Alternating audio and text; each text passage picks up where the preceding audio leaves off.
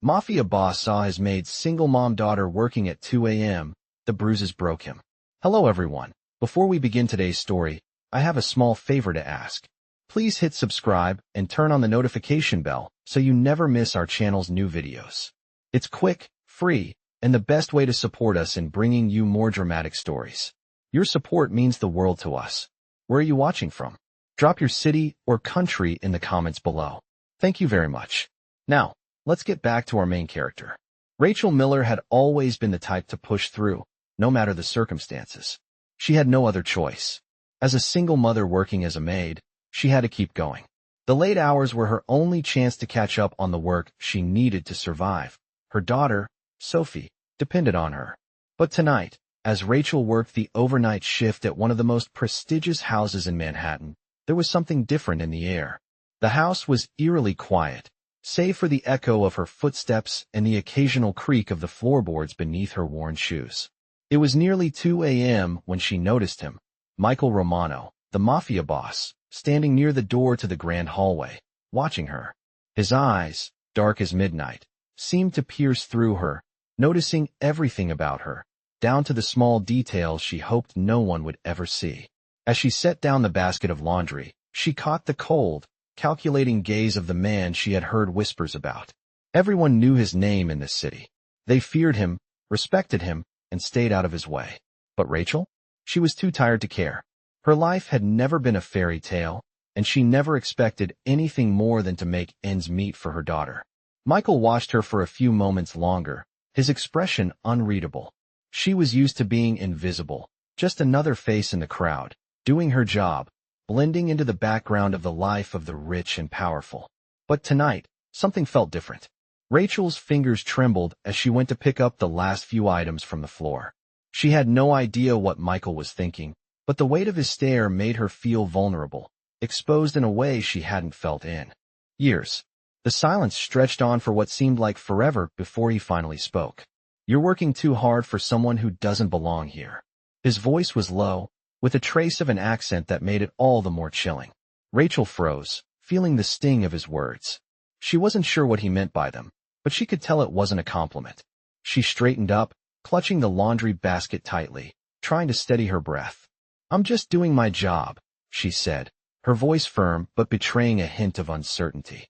Michael's gaze softened for a brief moment, and he took a step forward, his leather shoes clicking against the marble floor. The air seemed to shift as he closed the distance between them. Rachel took an involuntary step back, but she was cornered. He was too close now. "Tell me, Rachel," he said, his tone surprisingly gentle. "What is it that you're really running from?" Rachel's heart skipped a beat. How did he know her name? She didn't respond, not trusting her voice. Michael looked at her for a long while, his eyes scanning her face before drifting down to her wrists. The sleeves of her uniform were slightly rolled up, revealing faint bruises, marks she had hidden from the world. She had learned to mask the pain, but it was hard to ignore the way Michael's eyes lingered on them. His expression shifted from curiosity to something darker, something far more intense. "Those bruises," he murmured, his voice now laced with anger. "Who did this to you?" Rachel quickly pulled her sleeve down, her face flushing with embarrassment. She couldn't speak. She wasn't ready to confront the truth. Not here, not now. Michael's eyes didn't leave her, and for a long moment, neither of them moved. It was only then that Rachel realized that he had been watching her all along, not just tonight, but for some time. She was nothing more than a pawn in his world. But the way he was looking at her, concern, maybe even a hint of something more, made her question everything she had believed. For the first time in years, she felt like someone was truly seeing her. Someone who could change everything. "Who did this to you?" Michael repeated, his voice low and commanding. Rachel looked away, refusing to meet his eyes. But even as she turned her gaze to the ground, she knew she couldn't hide from him forever. He wasn't going to let her. His next words were like a promise, something she wasn't sure she was ready to hear. "I'll make sure you're never hurt again." His tone was soft but filled with authority, and Rachel couldn't tell if it was a threat or a vow. Either way, she knew her life was about to change forever. I didn't know how long we stood there, locked in that strange moment. The silence stretched, thick and heavy, the air around us charged with something I couldn't quite place. I could feel my heart racing, each beat thundering in my chest as I avoided Michael's gaze. I had spent my life hiding from the world, running from my past, from the bruises, from the weight of my choices. But tonight, in front of Michael Romano, it felt like there was nowhere left to hide. The moment felt almost surreal, like I was a character in a story I didn't write. He was still watching me, his eyes dark, calculating, and intense. It wasn't like the way men normally looked at me. There was no lust or pity in his gaze, only something deeper, an understanding, or perhaps an unsettling determination. "I know you're scared," he said softly, his voice surprisingly gentle. "But you don't have to be anymore. Not with me." His words, though spoken softly, held a weight that lingered in the air. I didn't know what to say. How could I? What did his offer even mean? I had spent so long doing everything on my own, keeping my distance, protecting Sophie, keeping us safe from the things that haunted me. But Michael wasn't just offering me safety. He was offering something else. He was offering power, his protection. I didn't want to accept it. I had spent my whole life rejecting the idea of needing anyone. But the way he looked at me made it hard to deny. My body tensed as I tried to collect my thoughts. "I don't need your protection," I said, the words coming out more shakily than I intended. "I'm fine on my own." Michael didn't move, but I could see a flicker of something in his eyes, almost like disappointment. "You don't need to pretend with me, Rachel," he said quietly. "I've seen the bruises. I've seen how you've been. Forced to live. You don't have to fight anymore." His words cut through the defenses I had spent years building. The walls I had carefully constructed around myself, the ones that kept everyone at a distance, started to crumble. It terrified me. It terrified me to think that maybe, just maybe, I wasn't as strong as I liked to believe. "I don't know what you want from me," I whispered, unable to hide the fear in my voice. "I just want you to be safe," Michael replied, his voice firm, yet soft with something I couldn't define. "I can give you that, Rachel. I can give you more than just safety. I can give you a life.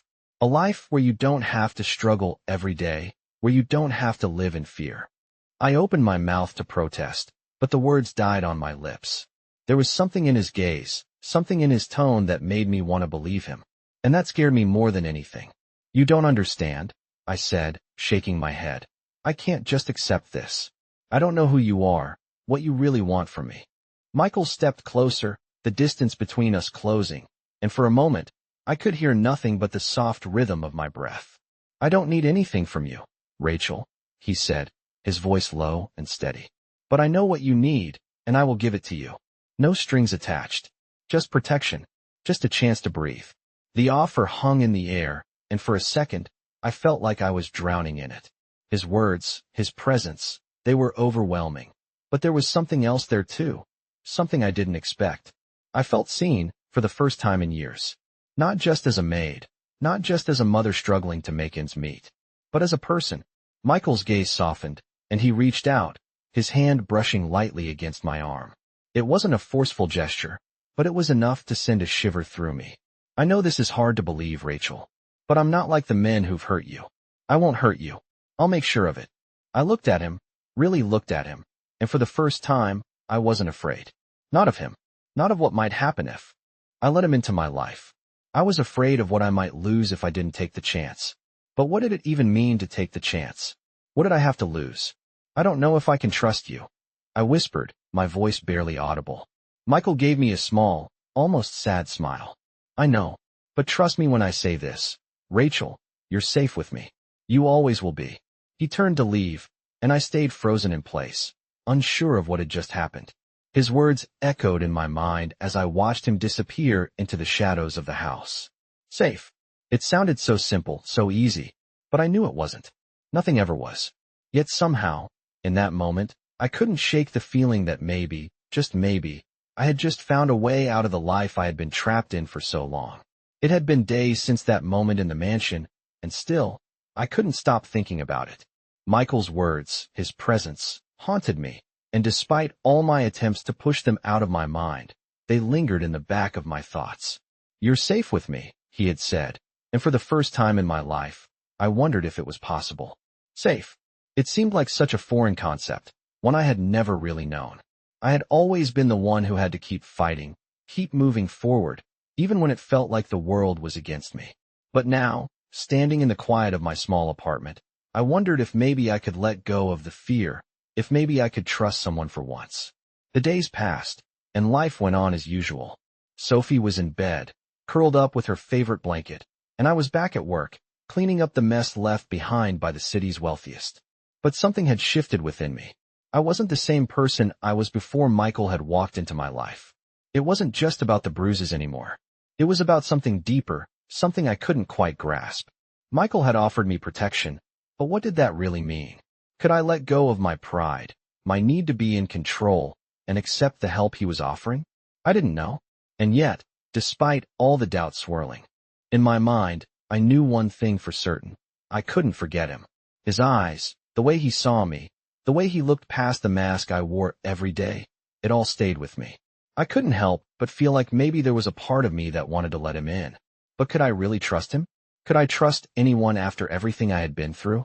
That evening, I found myself standing outside the mansion again, looking up at the grand structure as the evening sky darkened overhead. The wind had a bite to it, and I wrapped my jacket tighter around me, trying to ward off the cold. I wasn't sure why I was there, but the pull was undeniable. It was like something inside me had decided that I needed answers, that I needed to understand what this was all about. And maybe, just maybe, I needed to stop running. As I approached the front gate, a familiar figure appeared in the distance. It was Michael, walking towards me with that same calm demeanor, the one that seemed to radiate authority and control. His eyes locked onto mine as he drew closer, and I could feel the heat of his gaze even before he spoke. "Rachel," he said, his voice smooth and steady, like he had been expecting me. "I knew you'd come." I stopped in my tracks, unsure of how to respond. How could he have known? How could he have known that I was just as drawn to him as he was to me? But his expression didn't give anything away. He wasn't mocking me. He wasn't making any assumptions. It was just a simple statement of fact, like he understood something about me that I hadn't even figured out yet. "I don't know what I'm doing here," I confessed, my voice shaky. I just need to know." Michael took another step closer, his presence overwhelming in the best way. "You're looking for something you've never had, Rachel," he said quietly, "and I'm offering it to you. But you have to decide if you're ready to accept it." My heart raced as I struggled to find the right words. I wasn't ready. I wasn't ready for anything. But somehow, standing there, in front of him, I realized that I had been living in fear for so long that I didn't even know what it felt like to truly be free. "I don't want to be weak," I admitted, the words slipping out before I could stop them. "I don't want to depend on anyone." Michael's gaze softened for just a moment, and then he stepped forward, placing a hand gently on my shoulder. "You're not weak, Rachel," he said, his voice low and reassuring. "You're strong. You've fought for everything you have. But that doesn't mean you have to keep fighting alone." I looked up at him, meeting his eyes for the first time since we had spoken in the mansion. There was something in those eyes that made my heart ache. It wasn't pity. It wasn't condescension. It was something else, something real. Something that made me believe, if only for a moment, that maybe he was right. Maybe I didn't have to fight alone anymore. "I don't know if I can trust you," I whispered, my voice barely audible. Michael smiled, a small, almost sad smile, and shook his head. "I don't need you to trust me right now," he said softly. "But I need you to trust yourself. Trust that you deserve more than this life you've been living. Trust that you're worth fighting for." His words hit me like a wave, and for the first time in a long time, I let myself believe it. Maybe I was worth fighting for. Maybe, just maybe, I could start living a life where I wasn't just surviving, but thriving. Michael's hand slipped off my shoulder as he took a step back, giving me space to breathe. "Think about it, Rachel," he said quietly. "You don't have to decide anything right now. But when you're ready, I'll be here. I'll always be here."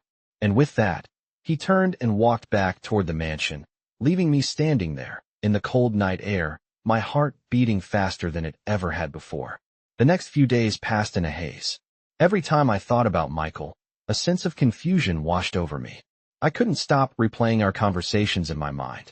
His words, his eyes, the way he had looked at me with that strange mixture of care and authority, it was unlike anything I had ever experienced. I couldn't decide whether I should be terrified or relieved. And the worst part was, I didn't know which one I was. Feeling more. Despite everything, I found myself thinking about him more than I should have. Every time I heard a car pass by outside, I wondered if it was his. Every time I opened my phone, I half expected to see a message from him, but it never came. I spent more nights than I cared to admit staring at my ceiling, trying to make sense of what had happened. I was starting to feel like I was losing control. I had spent so many years of my life guarding my emotions, keeping everyone at arm's length, refusing to let anyone in. But Michael had broken through that armor, and now, I wasn't sure what to do with all these feelings that I couldn't even name. One evening, as I was finishing my shift at the small cafe where I worked part-time, I felt that familiar pull again. It wasn't a decision I had made, but it was almost as if something inside me had made up its mind for me. I had to see him. I had to understand what was happening between us. My heart raced as I walked to the familiar street, the sound of my footsteps echoing on the pavement. The city was quieter than usual, the only noise coming from the distant hum of traffic and the occasional streetlight flickering above me. I didn't know what I was expecting when I arrived at the mansion, but as soon as I stood in front of the massive gates, a sense of anticipation surged through me. I hesitated for a moment, then pushed open the gate. The cold night air seemed to wrap around me, but I hardly noticed. My thoughts were focused entirely on what I was doing, on the decision I had just made. I had no idea how I was supposed to act when I saw him again. Would he even want to see me? The thought of rejection stung, but I pushed it aside. As I walked up the long, winding path to the mansion, I saw a shadow move in the window, and then the front door opened. There he was, Michael. He was standing in the doorway, dressed in a suit, looking every bit as powerful and confident as the first time I had seen him. But this time, there was something different in his eyes. It wasn't the same cold, calculating gaze. This time, there was warmth there, something that made my chest tighten with anticipation. "Rachel," he said, his voice smooth and steady, as though he had been expecting me. "I knew you'd come." I stopped in my tracks, the words leaving me momentarily speechless. He didn't seem surprised, but why would he? After all, he had known me better than I had known myself. I swallowed hard and took a step closer. I don't know what I'm doing here," I said quietly. "I just need answers." Michael nodded, stepping aside to let me in. "Come inside," he said, his voice low but firm. "We'll talk. I'll give you the answers you need." I hesitated only for a moment before I walked past him and into the house. The interior was just as grand as I remembered, every inch of the space exuding wealth and power. But despite the opulence, there was a strange sense of calm in the air. Michael led me to the living room, where the soft light from a fireplace flickered in the distance. He motioned for me to sit, and I did, my nerves on edge. For a moment, neither of us spoke. I didn't know what to say, didn't know where to begin. Finally, Michael broke the silence. "I know this is difficult for you," he said, his voice softer now. "But you're not alone, Rachel. You don't have to carry everything by yourself anymore." I looked at him, searching his face for some sign that he meant what he was saying. There was no hint of mockery, no hidden agenda in his eyes. Just sincerity. "I don't know if I can trust you," I admitted, my voice barely above a whisper. Michael's expression softened, and he took a step closer. "I don't expect you to trust me right away," he said gently. "But I need you to understand one thing. I'm not going anywhere. You don't have to be afraid of me. I'm here to protect you, Rachel. I'm here to give you a life where you don't have to fight every day just to survive." His words sank in slowly, like a weight dropping into the deepest part of my chest. I had never known a life like that. A life where I didn't have to fight, didn't have to constantly worry about what would happen next. Could that really be possible? Could I actually trust him enough to let him in? For the first time in years, I allowed myself to imagine what it might be like to feel safe. And for the first time in a long time, the fear that had always gripped me started to loosen its hold. "I don't know how to accept this," I whispered, more to myself than to him. Michael knelt down in front of me, his eyes never leaving mine. "You don't have to figure everything out right now," he said softly. "Just take one step at a time. I'm here, Rachel. I'll always be here." And in that moment, I believed him. I didn't have all the answers. I didn't even know where this was going. But for the first time, I felt like maybe, just maybe, I was ready to stop running. The days that followed were filled with an unsettling quiet, and yet, everything felt different. I couldn't stop thinking about Michael and the promise he had made. I found myself questioning everything I had known about my life, about trust, about protection, about the possibility of a future that didn't involve constant struggle. Each day felt like I was caught between two worlds. The one I had built for myself and Sophie, the one that had kept me safe in its own way, and the new one Michael was offering. One that seemed to come with power, safety, and an undeniable pull. I couldn't deny the temptation of it, but the fear, the deep-rooted fear that had kept me alive for so long, made me hesitate.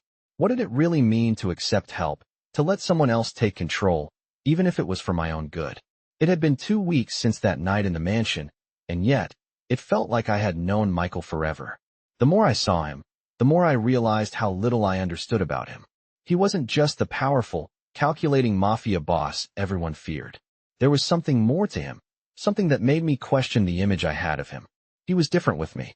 I saw it in the way he spoke, the way he looked at me, not with judgment or condescension, but with a quiet intensity that made me feel like I mattered. It was confusing.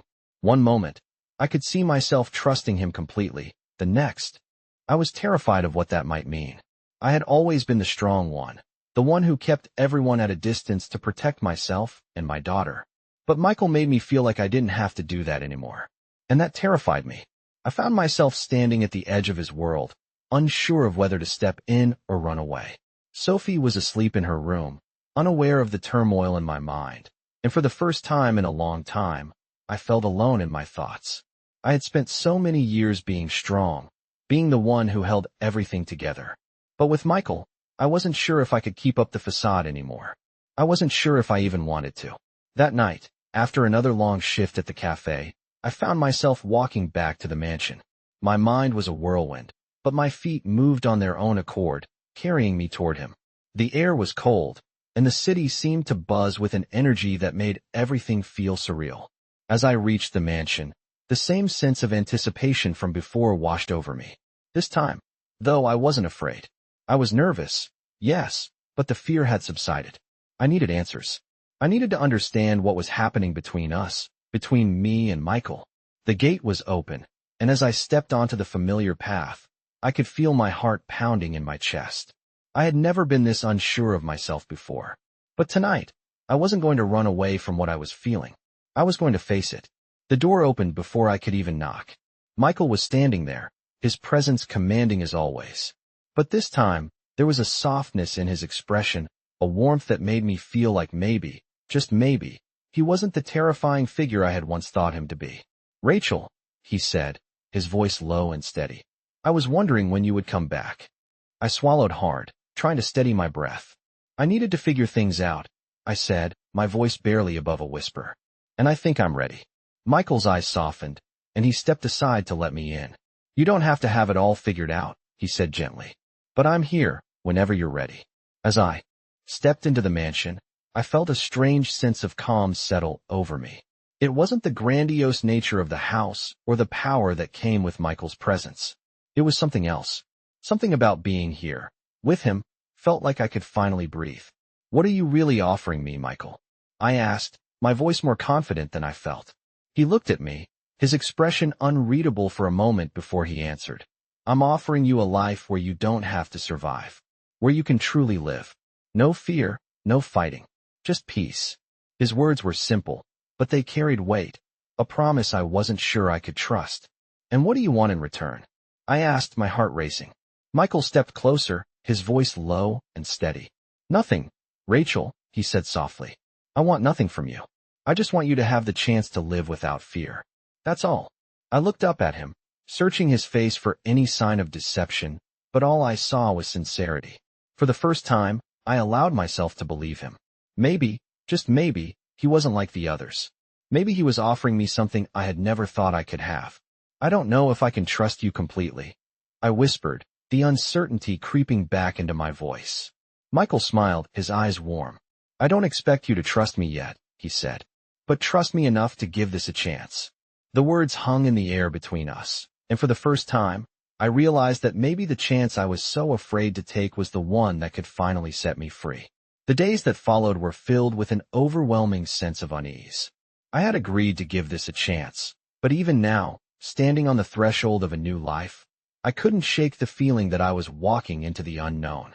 Michael had kept his promise. He hadn't pushed me, hadn't rushed me, but I could tell that the more time I spent around him, the more I would have to confront my own doubts, my own fears. Each time I saw him, I was reminded of what he had offered me. A life without fear. A life where I didn't have to fight for survival every single day. It seemed like a dream, one I had long given up on. But could it really be that simple? Could I truly walk away from everything I had known, from the life that had shaped me into the person I was? Sophie needed me. I had spent so many years doing everything I could to protect her, to make sure she had a future that wasn't bound by the same chains that had kept me trapped.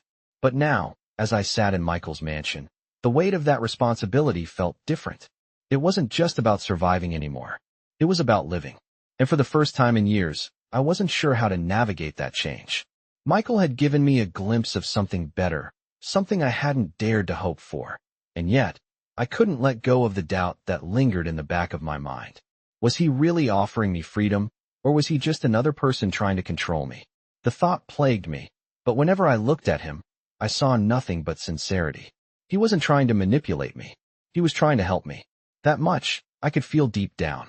But that didn't make it any easier. One evening, after a long day at the clinic, I found myself standing at the front door of his mansion once more. I had spent the entire day thinking about it, going back and forth in my mind, and now, I was here. I didn't know what I was going to say, or what I was hoping to find, but something told me I needed to see him again. I needed to hear it from him, to feel that reassurance that he wasn't going anywhere. As I stepped through the front door, Michael was waiting for me. There was a calmness in his presence, as though he had been expecting me, as though he had known I would come. "Rachel," he said, his voice low and steady, "I've been waiting for you." His words shouldn't have carried so much weight, but they did. They made my heart race, made me feel like maybe I was finally on the edge of something real, something worth fighting for. "I don't know what I'm doing," I said, the words tumbling out before I could stop them. "I'm scared, Michael. I don't know if I can do this." He stepped closer, his eyes softening as he took in my words. "You don't have to have all the answers right now," he said gently. "But I'm here. I'm here to help you, Rachel. And I won't leave. I'll never leave." I felt the tension in my chest ease, just a little, at his words. There was something in the way he said it that made me believe him. Maybe for the first time, I was willing to let go of the fear that had held me back for so long. "But what if I can't let go?" I whispered, the vulnerability in my voice raw and unguarded. Michael's expression softened, and for a moment, I saw something in his eyes that made me feel like I wasn't just a part of his world. I was someone he cared about. "You don't have to let go all at once," he said. "You just have to take the first step. Trust me enough to let me in." His words settled over me like a weight I didn't know how to carry. Could I trust him? Could I trust anyone enough to take that step? My mind raced. But when I looked at him, all the walls I had built around myself began to crumble, just a little bit. "I'm scared," I admitted, the truth slipping out before I could stop it. "I don't know what this is. I don't know if I can trust you." Michael's gaze never wavered. He didn't back away or push me to decide. He simply stood there, waiting, giving me the space I needed to figure it out. "You don't have to trust me all at once," he said softly. "You just have to trust that I'm not going anywhere." And for the first time in a long time, I believed him. Maybe it wasn't about having all the answers. Maybe it was about taking that first step, one I had been too afraid to take for so long. As I stood there, looking into Michael's eyes, I realized that this was the beginning of something new. Something that scared me, something that was uncertain, but something that had the potential to change everything. I didn't know what the future held, but for the first time, I wasn't as afraid to find out. I had spent the entire week trying to sort out my thoughts. Michael's words echoed in my mind every moment I wasn't working. Every time I looked at Sophie, I wondered if I was making the right decision. Was I really ready to leave the life I had fought so hard to build? Michael had given me so much to think about, but each time I walked away, I found myself pulled back to him. I couldn't explain it, but there was something about him that made me feel like maybe, just maybe, there was a way out. A life without fear. A life where Sophie and I could finally breathe without the constant worry. I had never believed that something like that could exist. I had always been the one to fight, to struggle, to push through. But with Michael, the fight seemed unnecessary. It seemed like he was offering me something better, something safer. Still, I couldn't ignore the nagging doubt that hung over me. Was this real?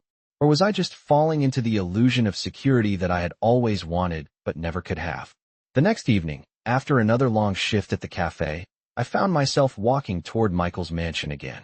My heart beat faster as I approached, the familiar feeling of uncertainty settling in. But this time, it was different. I wasn't as afraid. The doubts were still there, but they no longer controlled me. I was ready to face whatever this was between us. When I arrived, the front door opened before I could knock. Michael was there, his eyes scanning me in that way he always did, as though he could see right through me. I swallowed hard, but I didn't look away. "Rachel," he said, his voice warm but steady. "I was wondering when you'd come back." It was the same voice, the same calm authority, but this time, there was something else. A softness, an invitation. I stepped inside, the door closing behind me, and I followed him into the house. The grand interior seemed less intimidating this time, almost welcoming. I had been here before, but now it felt different. Now, it felt like a place I could belong. We sat in the living room, the soft glow of the fire lighting up the room. Michael didn't say anything at first, just watched me, as though waiting for me to speak. I couldn't help but feel a bit exposed under his gaze, but it wasn't uncomfortable. It was like he was, giving me the space to make up my mind. "I'm here," I said finally, the words slipping out before I could stop them. "I don't know what this is, but I'm here." Michael smiled, a small, understanding smile that made my chest tighten. "I'm glad you're here," he said softly. "You don't have to figure it all out right now, but I want you to know that you're not alone. Not anymore." I looked at him, the sincerity in his eyes making my heart race. How could he offer me so much with so little expectation? How could he make me feel like I was worth more than just surviving? "But I'm scared," I admitted, my voice trembling just slightly. "What if this all falls apart? What if I'm just setting myself up for more pain?" Michael's expression softened, and he reached out, placing a hand on mine. The warmth of his touch sent a shiver through me. "You're not setting yourself up for pain, Rachel. I'm offering you a chance to live. To truly live, without the weight of fear crushing you every day." I didn't know what to say to that. I had never known a life like that. But something in his words made me want to believe it. I wanted to believe that this wasn't just another lie, another fantasy.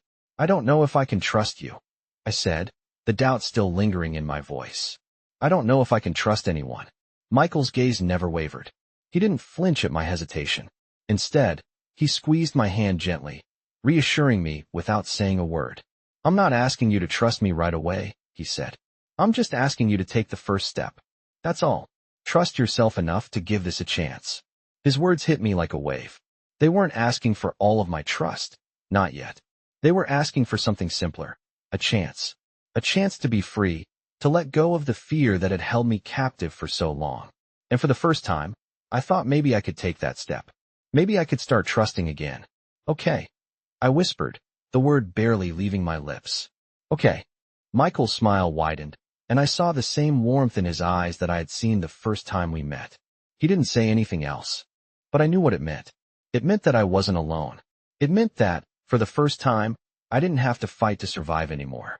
And as I sat there, in his presence, I finally allowed myself to believe it. Maybe this was the life I had been searching for all along. I spent the next few weeks living in a world that felt both unfamiliar and oddly comforting.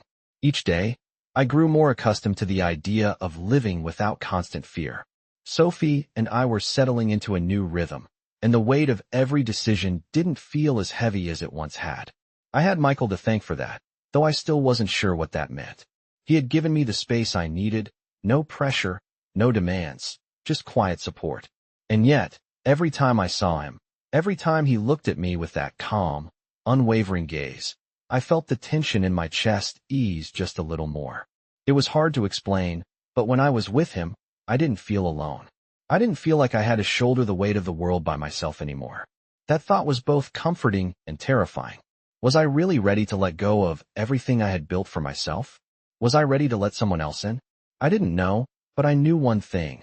I was no longer afraid of the possibility. One afternoon, as I was walking back from the clinic, I found myself heading toward Michael's mansion without even thinking. It had become almost instinctive, like a part of me knew that I needed to see him. I wasn't sure if it was because I wanted answers, or if it was something deeper, something I wasn't yet ready to confront. But there I was again, standing at the gates of his home, unsure of what was going to happen next. The moment I stepped through the gate, Michael appeared, as if he had been waiting for me. His presence was always commanding, but this time there was something more, something that made the air around us feel charged.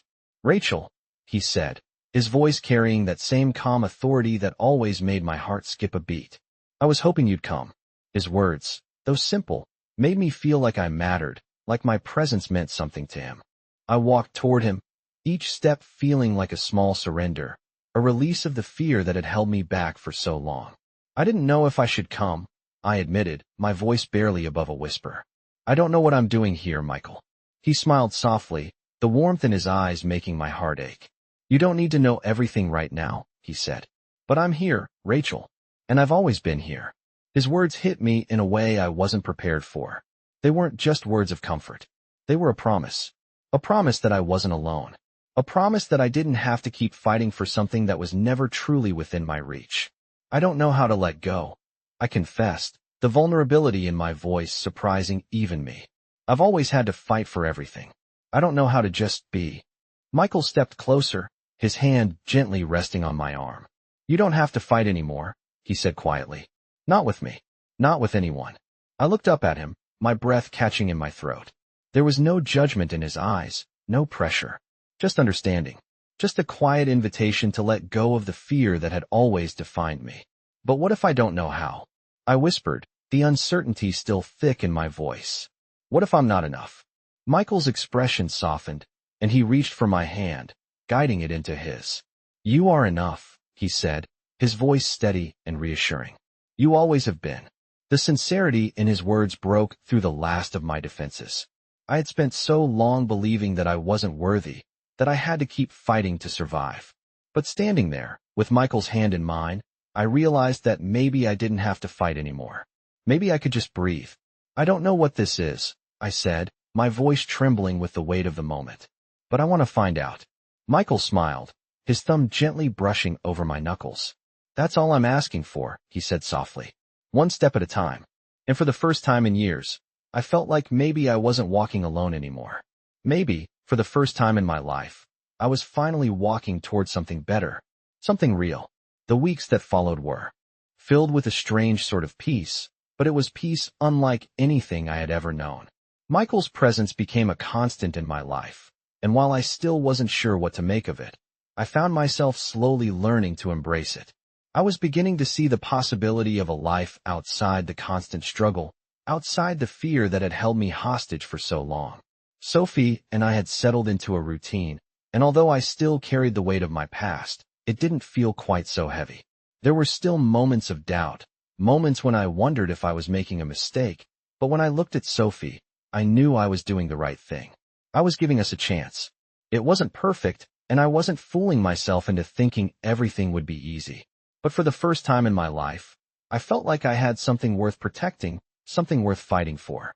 And Michael, in his own quiet way, had become a part of that. He never pressured me, never tried to rush me into anything I wasn't ready for.